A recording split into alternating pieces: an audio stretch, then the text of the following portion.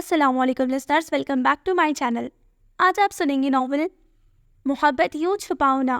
It was the complete short novel, اور یہ کہانی ہے ایک ایسے لڑکی کی جو محبت کو لے کر بہت کمپلیکسز کا شکار رہا ہے۔ اس میں ایک وہ لڑکی ہے جس سے وہ محبت کرتا ہے، اور ایک ہے اس کی بیوی۔ اب ان کیریکٹر کی ایگزیکٹ اسٹوری کیا ہے یہ تو آپ کو ناول سن کر پتہ چلے گا۔ تو چلیے پھر اسٹارٹ کرتے ہیں یہ شارٹ ناول جو دکھاتا ہے کہ محبت اظہار مانگتی ہے۔ So let started. میں نے دیکھا اسے اجنبی سی کسی محفل میں، میری طرح وہ بھی ہونٹوں پر ایک بے ارادہ تبسم سجائے ہوئے، ایک کونے میں بیٹھی، کبھی اپنے ناخن کبھی سامنے نیم خالی پڑے جامع مشروب کو، اور کبھی میز کی آڑ میں اپنی نازک کلائی پر بندھی ہوئی گھڑی دیکھتی تھی۔ مگر یہ تو سب بات کے واقعے ہیں، ابھی تو اسے اس تکلیف بھری اجنبی بزم میں غالباً میری موجودگی کی خبر میرے ہونے کا احساس تک نہ تھا، اور ان کے کناروں سے لپٹے ہوئے کچھ حوالے بتائے۔ کسے یہ خبر تھی کہ اس سرسری سے تعارف کا وہ ایک پل ایک ایسے تعلق کی تمہید ہے جو ہمارے لیے۔ مگر یہ سبھی بات کی بات ہے۔ علیزے شاہ کو میں نے پہلی بار برائمی 36 میں دیکھا تھا، بلیک سوٹ پر مرون چنری کا دوپٹہ اوڑھے۔ وہ اپنی تمام فرینڈز میں سب سے نمایاں لگ رہی تھی۔ سیاہ سلکی بال بار بار شانوں بکھر کر اسے تنگ کرتے تو وہ ایک ادا سے انہیں دائیں ہاتھ سے پیچھے دھکیل دیتی۔ کسی فرینڈ کی بات پر بے ساختہ مسکراتی تو گالوں میں پڑنے والے ڈمپل اس کی مسکراہٹ کی خوبصورتی میں اضافہ کرتے۔ سائم، تمہارے ساتھ مسئلہ کیا ہے؟ دیکھ، ساری آئس کریم پگھل رہی ہے۔ عمر نے میری عدم دلچسپی کو کڑی نگاہوں سے دیکھا۔ لالے ادھر دیکھ، میں نے آنکھ کے اشارے سے اسے گردن گھما کر پیچھے دیکھنے کو کہا۔ واقعی ایکسٹرا آرڈینری چیز ہے، عمر نے مسکراتے ہوئے تائید کی تو میں نے ایک بار پھر اس ساحرہ کا تفصیلی جائزہ لیا، مگر اب کی بار اس سے مسلسل میرے تاڑنے کا احساس ہو گیا تھا، اسی لیے اس نے مجھے گھورا اور اپنے چہرے کا رخ موڑ لیا۔ مجھے اس کی یہ ادا بھی بھا گئی۔ یار عمر، کیا آنکھیں یوں ہی دل کی ہر بات کہہ دیتی ہیں، جیسے کہ اس سامنے والی کی آنکھیں کہہ رہی ہیں؟ تو فی الحال یہ قصیدہ گوئی چھوڑ اور آئس کریم ختم کر، واپسی پر مجھے رابی کو پھپھو کے گھر سے پک بھی کرنا ہے۔ تو مسٹر عمر رضا، تیرا کیا خیال ہے؟ میں اس محترمہ سے متاثر ہو گیا ہوں۔ میرے سوال پر عمر کی مسکراہٹ گہری ہو گئی۔ متاثر، اور وہ بھی ایسا ویسا؟ اور چھڑ یار، میں تیری طرح بدذوق تھوڑے ہی ہوں۔ نہ چھیڑ یہ ذکر بیٹے، تیرے ذوق کا تو میں بھی اچھے سے قائل ہوں۔ یار عمر، تجھے تو معلوم ہے لڑکیوں کے معاملے میں میرا پیغام ہے محبت جہاں تک پہنچے۔ میں نے بھی اسے دو بدو جواب سے نوازا۔ او کسی عاشق کے چیلے، جلدی اٹھ، گھڑی رات کے 10:30 بجا رہی ہے، صبح رابی کا پریکٹیکل ہے اور وہ پھپھو کے یہاں بیٹھی مجھے کوس رہی ہوگی۔ عمر نے والیٹ سے پیسے نکال کر ٹیبل پر رکھتے ہوئے مجھے اٹھنے کا اشارہ کیا تو میں بھی ایک اچٹی سی نگاہ اس ساحرہ پر ڈال کر اٹھ گیا جو بصارتوں میں محفوظ ہو جاتے ہیں۔ سائم، یہ کیا تم ہر وقت اسٹڈی میں گھس کر اس طرح ڈائری میں کچھ لکھتے رہتے ہو؟ باہر دیکھو موسم کتنا رومانٹک ہو رہا ہے۔ اس سے پہلے کہ میرا قلم ڈائری میں میری مزید کسی یاد کو رقم کرتا، ہنی نے کمال جرت سے میرا قلم اور ڈائری چھپٹ کر رائٹنگ ٹیبل پر رکھ دی۔ موسم رومانٹک ہو رہا ہے تو میں کیا کروں؟ اس کی آمد مجھے سخت ناگوار گزری تھی، اسی لیے تو کہہ رہی ہوں، اٹھ کر باہر دیکھو، شاید تم پر موسم کا ہی اثر ہو جائے۔ ہنی نے اپپ سے میرے کندھوں پر ہاتھ رکھتے ہوئے کچھ جتایا۔ اتنی خوبصورت بیوی کی موجودگی میں موسم سے اثر لینے کی کیا ضرورت ہے؟ حسب سابق میں نے ہمیشہ کی طرح اپنے دل کی گواہی کو رد کر دیا۔ ہنی پلیز، میں کچھ لکھ رہا تھا۔ میں نے بیزاری سے اس کے ہاتھ پیچھے ہٹائے تو چند لمحوں کے لیے وہ چپ سی ہو گئی۔ جس سے رقم کر رہے ہو، کیا وہ مجھ سے زیادہ اہم ہے؟ اب وہ میرے سامنے رائٹنگ ٹیبل کمر ٹکائے پوچھ رہی تھی اور میں اس سے نظریں چرانے پر مجبور ہو رہا تھا۔ سائم، میں تم سے کچھ پوچھ رہی ہوں۔ اس کی نگاہیں مسلسل مجھے کھوج رہی تھی۔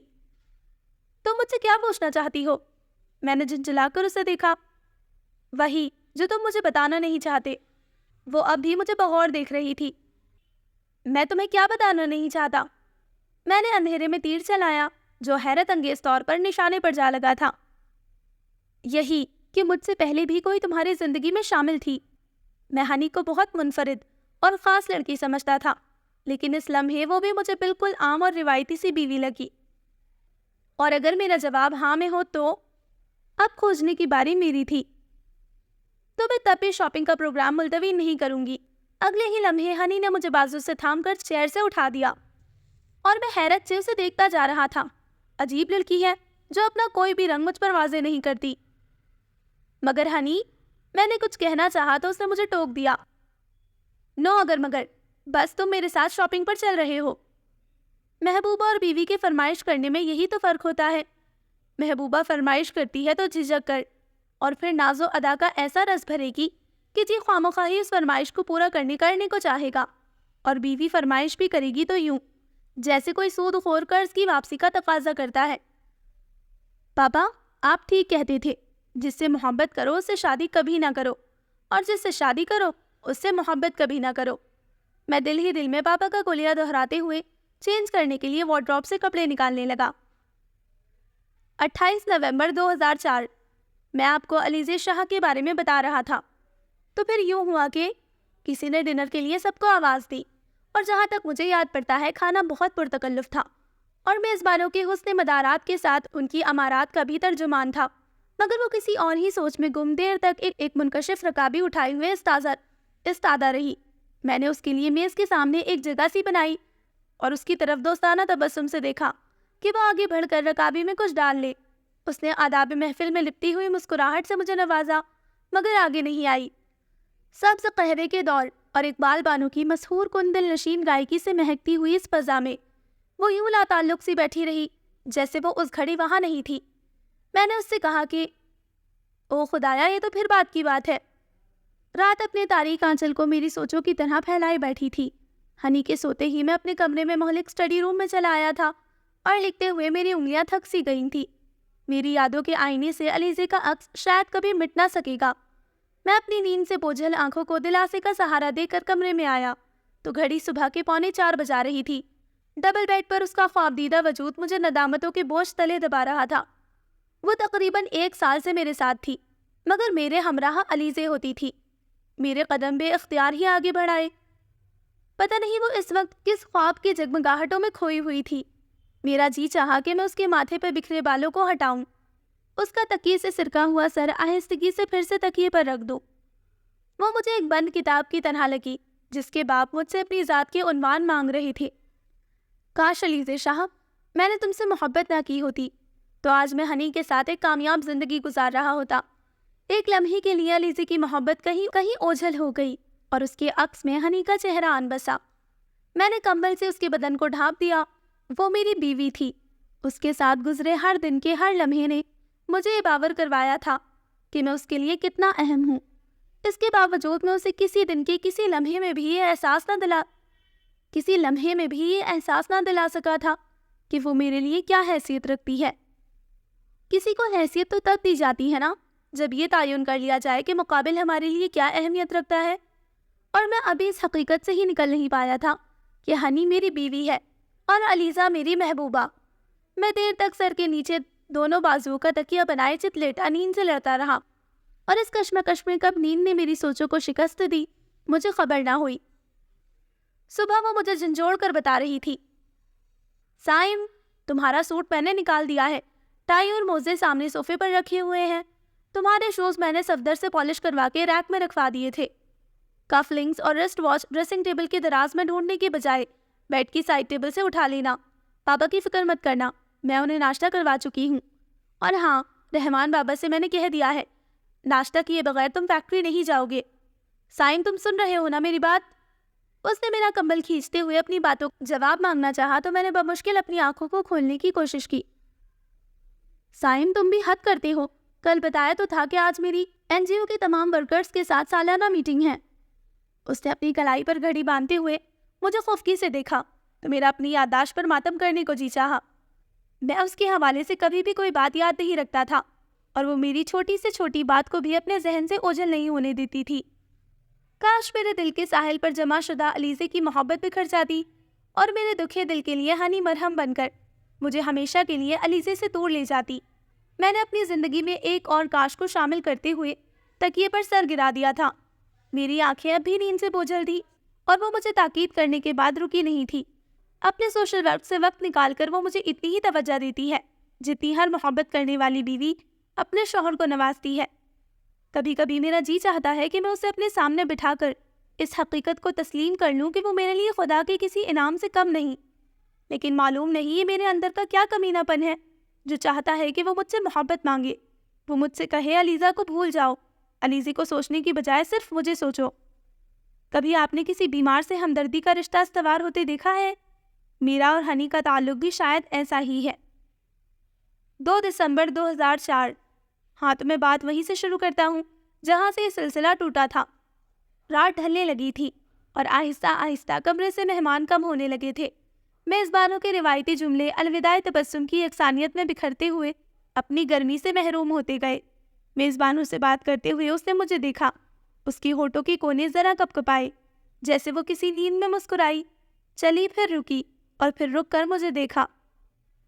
ہاں یہی وہ نظر تھی، وہ جو میرے لیے، صرف میرے لیے تھی، جس میں الجھ کر میری زندگی اور میرے خوابوں کی منزل نہا تھی. زباں اور مکاں کے سبھی فاصلے ایک پل کے لیے بے نشاں ہو گئے، اسی ایک نظر میں دھواں ہو گئے. پھر نہ میں تھا اور نہ کچھ اور، بس ازل تا ابد ایک ہی خوشبو رواں تھی اور اس خوشبو نے مجھے اپنے حصار میں لے لیا تھا. یہ صورتحال خود میرے لیے بہت حیران کن تھی. کیا آپ کو ایسی کسی صورتحال سے واسطہ پڑا ہے؟ اس رات جب میں ڈنر پارٹی سے لوٹا تو یہ جان چکا تھا کہ محبت کا سحر علیزی کا روپ دھار کر مجھے جکڑ چکا تھا.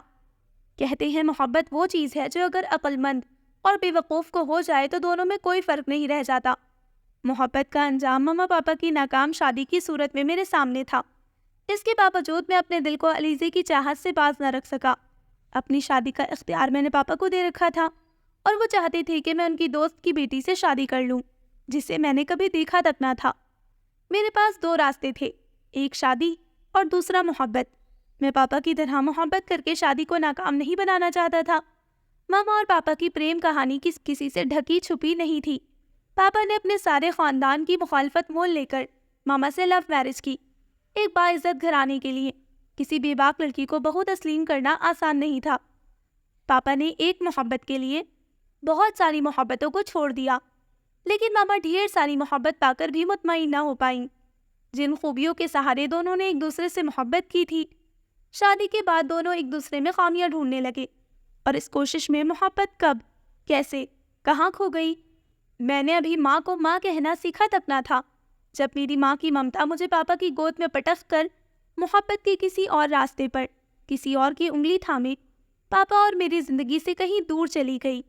اور پاپا کا کلیہ کب میرے ذہن میں فیڈ ہو کر اپنے پنجے جما گیا میں خود نہیں جانتا. پاپا نے مجھے اپنے دوست کی فیملی سے ملوایا تو میں اس کو دیکھ کر حیران بلکہ پریشان ہو کر رہ گیا. وہ علیزہ تھی، علیزہ شاہ، جس سے میں نے محبت کی. پاپا اسی سے میری شادی طے کر رہے تھے. ایک شناسا مسکراہٹ کے ساتھ اس نے مجھے ہیلو کہا. میں اپنی حیرت کو چھپانے کی خاطر اس سے چھوٹی موٹی باتوں میں مصروف ہو گیا. میں جانتا ہوں میری سائیکی آپ کے لیے بہت حیران کن ہے. میں جو شادی اور محبت کو الگ الگ حیثیت سے دیکھنے والا شخص ہوں، میرا ذہن اس بات کو قبول نہیں کر پا رہا تھا کہ میں اس لڑکی سے شادی کروں جس سے میں محبت کرتا ہوں. گو کہ میں نے ابھی علیزی سے اس محبت کا اظہار نہیں کیا تھا. میرے برعکس وہ بہت خوش تھی. میں نے پاپا کی رضا سے اسے اپنی بیوی کی حیثیت تو دے دی، لیکن محبوبہ ہونے کا برملا اظہار کبھی نہ کر سکا. وہ میرے بارے میں کن خدشات کا شکار رہی تھی مجھے اس سے کوئی غرض نہ تھی. میں زندگی کو جس انداز سے دیکھا کرتا تھا اسی انداز سے گزار رہا تھا. نہ جانے پھر بھی میں مطمئن کیوں نہیں تھا. میری آنکھیں رات کے بوجھل عذاب جھیل جھیل کر تھک چکی تھی. کبھی تو میرا جی چاہتا کہ میں اس کے سوئے ہوئے بے خبر وجود کو جھنجھوڑ دوں. عورت تو چاہنے والے کی نظر ملتے ہی جان لیتی ہے. پھر تم یہ کیوں نہیں جان سکیں کہ سائم حیات تمہیں چاہتا ہے؟ دل کی تمام تر شدتوں سے میرے دل کے نگر میں نا امیدی کی ہوائیں سنسناتی ہیں تو امید کے چراغوں کی لو بجھنے لگتی ہے. تھک جاتا ہوں خود سے لڑتے لڑتے.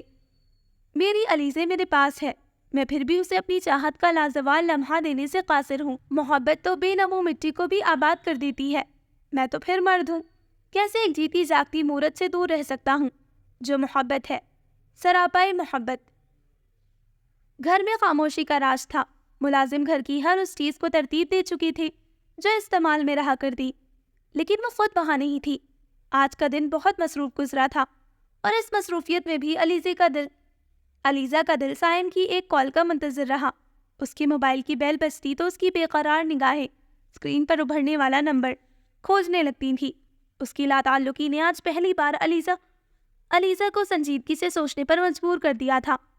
کہتے ہیں محبت میں دونوں طرف سے بڑھوتری یا کٹوتی ہوتی رہے تو بات بنتی ہے، ورنہ عورت اپنی ہی ذات میں بکھرنے لگتی ہے۔ وہ بھی اب بکھرنے لگی تھی۔ سائم کی خاموش آرزو کا بھید جاننا اس کا حق تھا، پھر بھی وہ اپنے اس حق سے محروم تھی۔ وہ سائم سے اس بے تعارف لمحے کے بارے میں جاننا چاہتی تھی جو اسے کسی اجنبی کے خیال کا دامن پکڑنے پر اکساتا تھا۔ علیزہ نے کئی بار اس سے وہ تعارف چاہا، لیکن اس کی یہ کوشش علیزہ کے ریزہ ریزہ بدن کے آئینے میں سائم کی ٹال مٹول سے امید کے سارے دیے بجھا دیتی۔ سائم، اگر تمہاری چاہت ہم دونوں کے رشتے سے زیادہ مضبوط ہے تو میں تمہاری زندگی سے نکل جاؤں گی۔ تم جانتے ہو نا مجھے تم سے کتنی محبت ہے۔ اس کا تھکا ہوا ذہن سائم کے رویے پر مزید بوجھل ہو رہا تھا۔ دفتن دروازے پر ہونے والی دستک نے اس کی سوچوں کے تسلسل کو توڑا۔ زلیخا، آ جاؤ، دروازہ کھلا ہے، اس نے تکیے کے سہارے بیٹھتے ہوئے آواز دی تو زلیخا کافی کا مگ چھوٹی سی ٹرے میں رکھے اندر آ گئی۔ یہاں رکھ دو۔ علیزہ نے سائڈ ٹیبل کی جانب اشارہ کیا تو زلیخا نے احتیاط سے ٹرے سائڈ ٹیبل پر رکھ دی۔ میں نے تم سے کہا تھا اسٹڈی روم صاف کر دینا، علیزہ نے کافی کا مگ اٹھاتے ہوئے پوچھا۔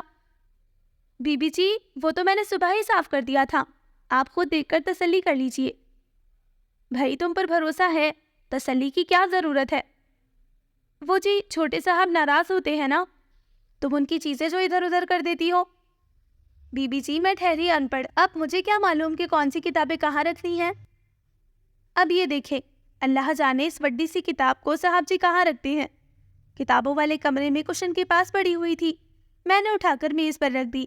زلیخا ٹیبل سے سرخ کور والی ڈائری اٹھا لائی جس کے کونے سنہری فریم سے مزین تھے۔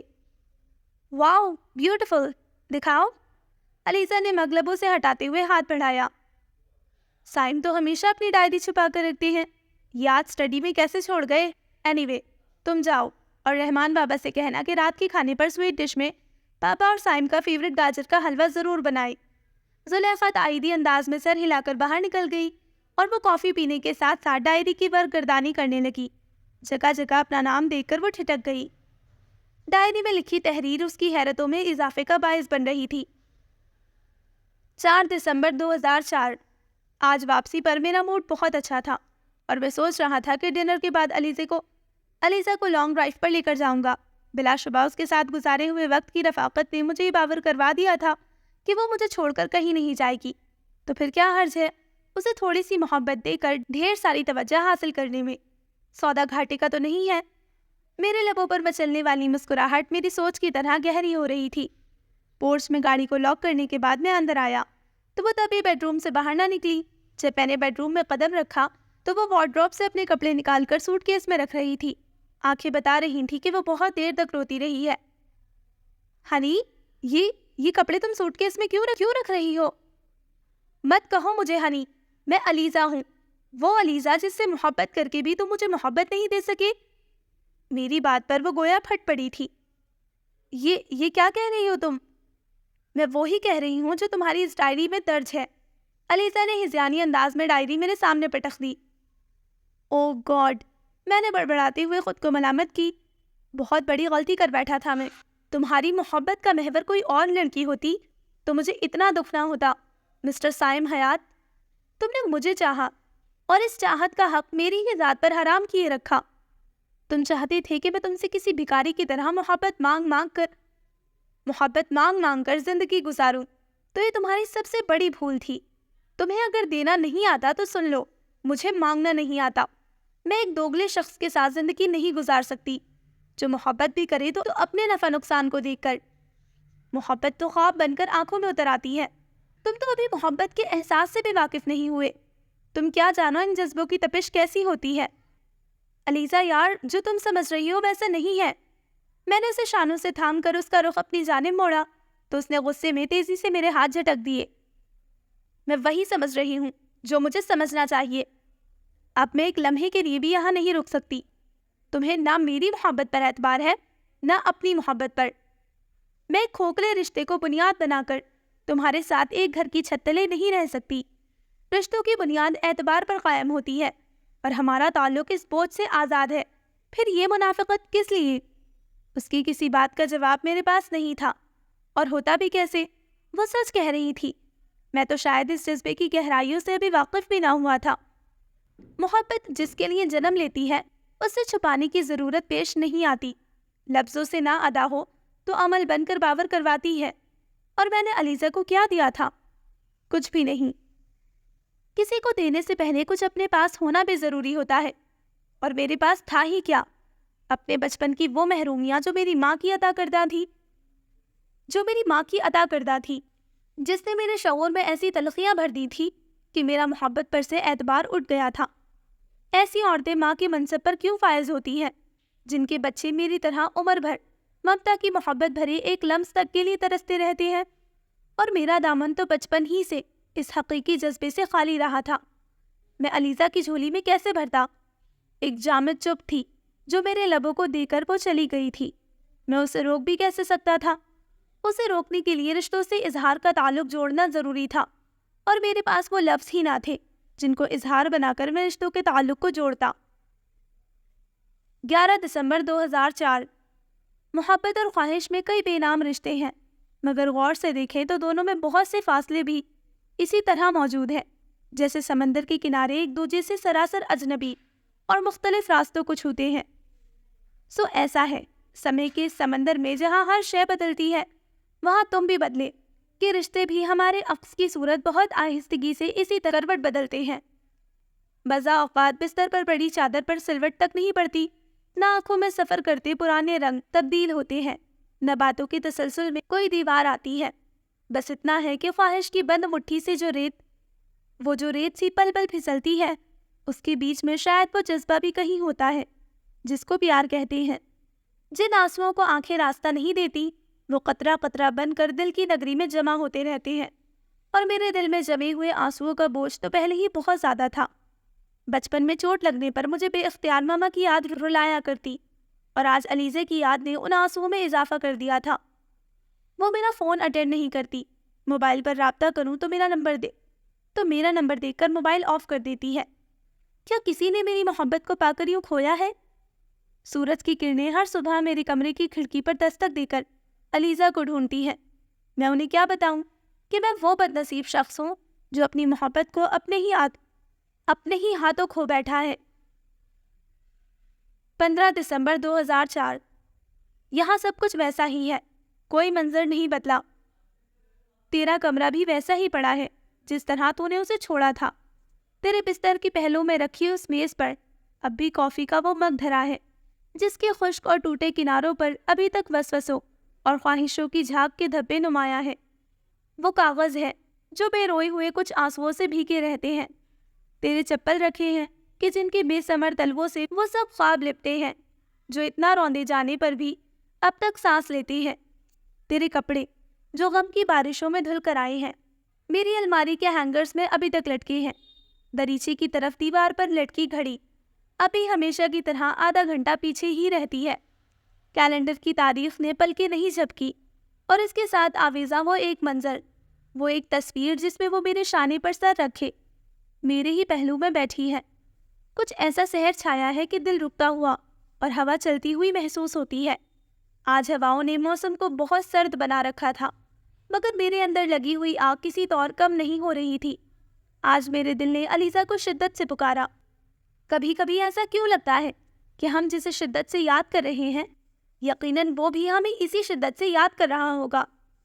محسوس ہوتا ہے نا ایسے؟ 16 دسمبر 2004۔ کیا کسی کے روٹ جانے سے زندگی ویران ہو جایا کرتی ہے؟ اس سوچ کے دریچے سے میری ہر صبح کا دورہ ہوتا ہے، اور زلیخا کی بنائی ہوئی بدمزہ سی بیڈ ٹی مزید بدمزہ لگنے لگتی ہے۔ صفدر کی کام چوری پر غصہ آنے لگتا ہے۔ رحمان بابا کا بنایا ہوا ناشتہ پسند نہیں آتا۔ سوٹ کے ساتھ میچنگ ٹائی ڈھونڈنے میں پہروں بیت جاتے ہیں۔ کف لنکس رکھ کر بھول جاتا ہوں۔ موزے ڈھونڈنے میں مزید دیر ہو جاتی ہے۔ اگر پاپا اپنا تفصیلی چیک اپ کروانے انگلینڈ نہ گئے ہوتے تو ایسے میں ان کی سخت سست سننا کتنا صبر آزما کام ہوتا۔ اور تم ہنی، میرا سکون تباہ کرنے کے بعد خود کیسے سکون سے رہ رہی ہو؟ I miss you honey, please come back, I love you.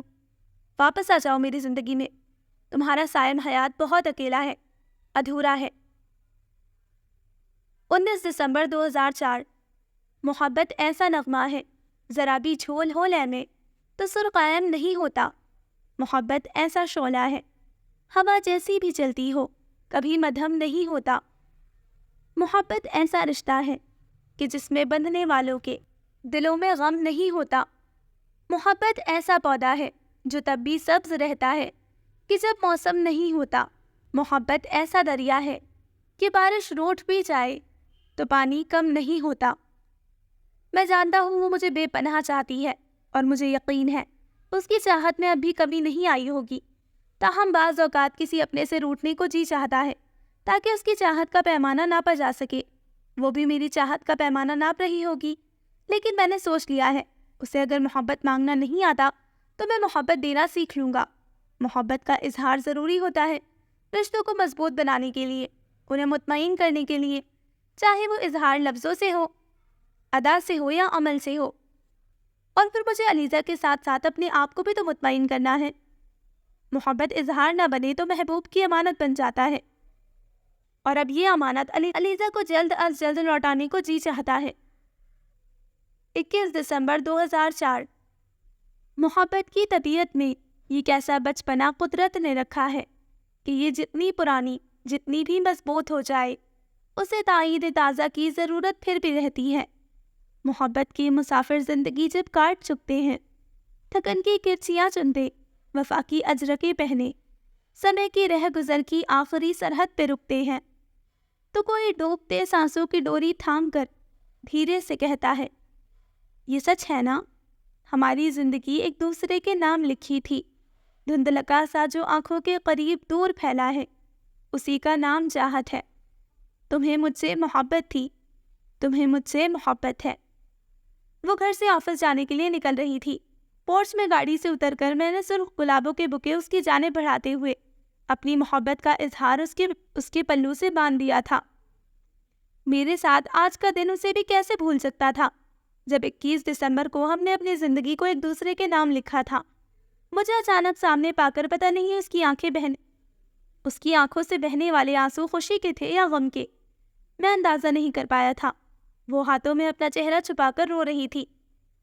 جب وہ رو چکی تو میں نے دھیرے سے اس ہاتھ ہٹا کر اپنی محبت کا عکس اس کی بھیگی آنکھوں میں دیکھتے ہوئے کہا، اس سے پہلے کہ یہ ساون کی جھڑی تھم جائے، جتنے اقرار کے الفاظ ہیں کہہ دو مجھ سے۔